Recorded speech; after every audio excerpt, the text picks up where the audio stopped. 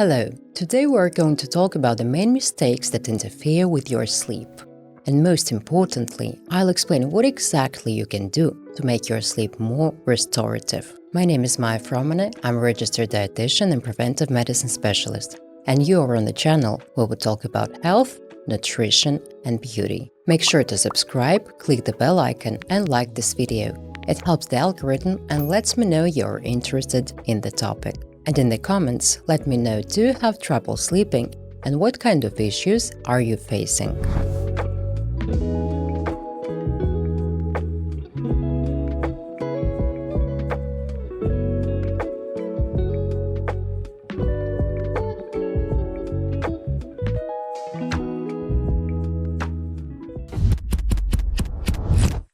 Mistake number 1. You go to bed too late.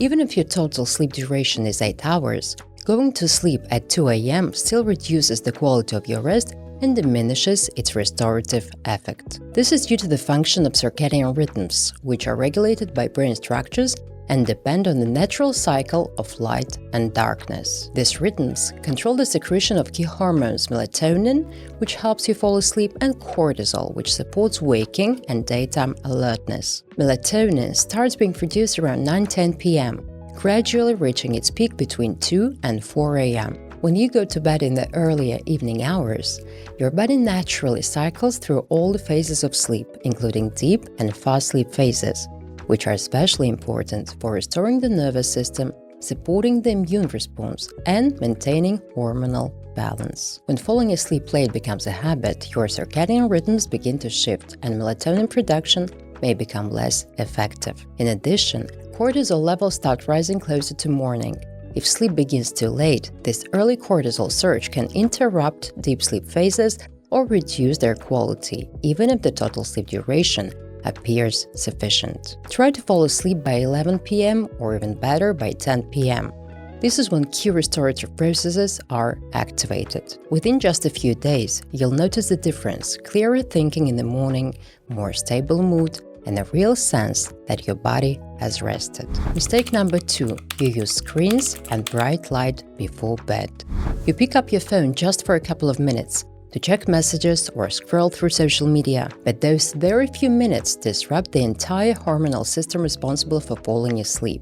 Blue light from screens suppresses melatonin production. This makes it harder to fall asleep and lowers overall sleep quality. But it's not just about the light. Any stimulating content, news, messages, social media, activates the dopamine system, keeping your brain in a state of alertness. This makes it harder for the nervous system to shift into rest and recovery mode. Turn off all the screens at least 60 minutes before bed, ideally 90 minutes.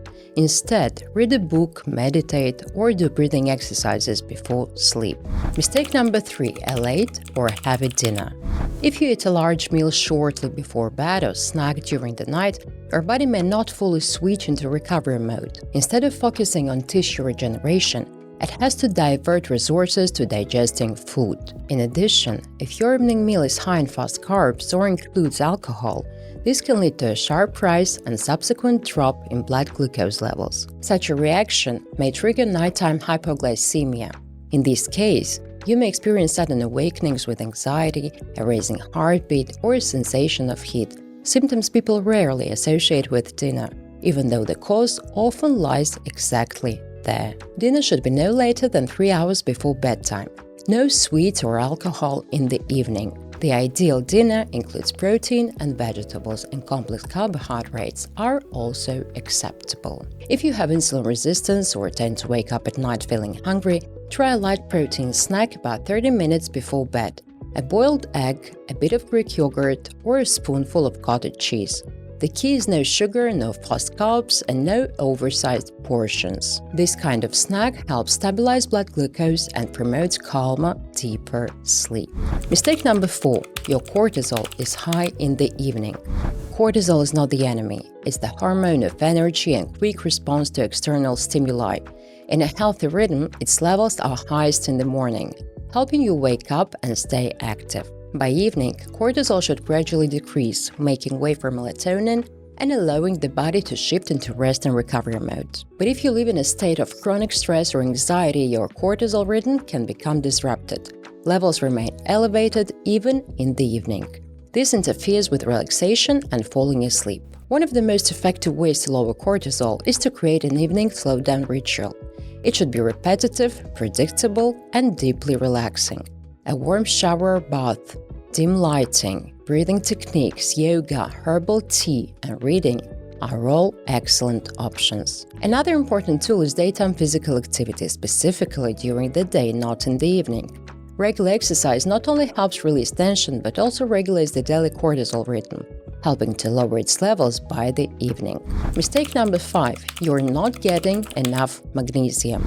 If you wake up at night for no apparent reason, feel anxiety, lack cramps, or simply can't relax before bed, the issue may not be stress, but a magnesium deficiency. Magnesium is a key mineral for the nervous system, muscle relaxation, and melatonin synthesis. When magnesium is deficient, excitability increases, falling asleep becomes more difficult, deep sleep phases become shorter, and cortisol levels tend to rise. Add magnesium glycinate to your evening routine. It's one of the best forms of magnesium for supporting the nervous system and improving sleep. It's bound to the amino acid glycine, which has a calming effect on its own. I explained how to choose the right magnesium in this video. The link will be in the description. Mistake number 6. You don't have a consistent sleep schedule. When your bedtime and wake-up time constantly shift, your circadian rhythms become disrupted. As a result, even with sufficient sleep duration, you may feel tired and groggy, have trouble falling asleep, and experience reduced concentration and memory. Establish a consistent sleep routine. Waking up at the same time every day, even on weekends, is a key element. This helps the body normalize hormonal regulation and stabilize the sleep-wake cycle. Mistake number 7. Not getting enough daylight in the first half of the day. Natural daylight is the main external factor regulating circadian rhythms. Its effect on the retina suppresses melatonin production while simultaneously stimulating the synthesis of serotonin, the feel-good neurotransmitter, which later is converted into melatonin. If you spend most of the day, especially the morning, indoors with insufficient natural light, your internal biological rhythms may shift. This can lead to a delayed onset of melatonin secretion. Get exposure to natural daylight within the first 2 hours after waking up. Even 20 minutes outside, especially in clear weather, can significantly improve evening melatonin secretion and help synchronize your circadian rhythms. Mistake number 8. You drink coffee or alcohol, especially in the second half of the day.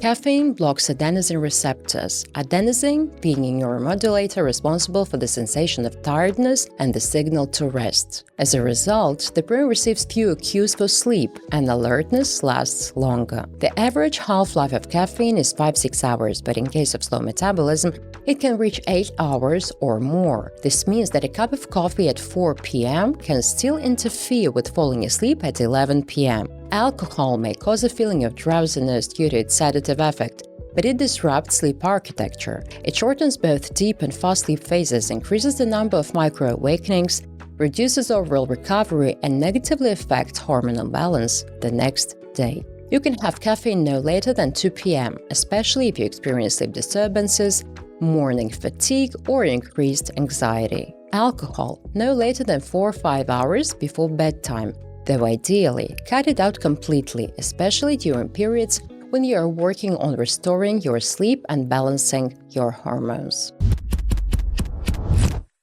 Start with the one mistake that feels most relevant to you and work on it for a week. After just 7 days, you'll feel the difference. Easier falling asleep, fewer awakenings, and more energy in the morning. If this video was helpful, give it a like, subscribe, and hit the bell icon. And share in the comments which of these mistakes turned out to be the most important for you, and what have you already tried to improve your sleep. See you soon!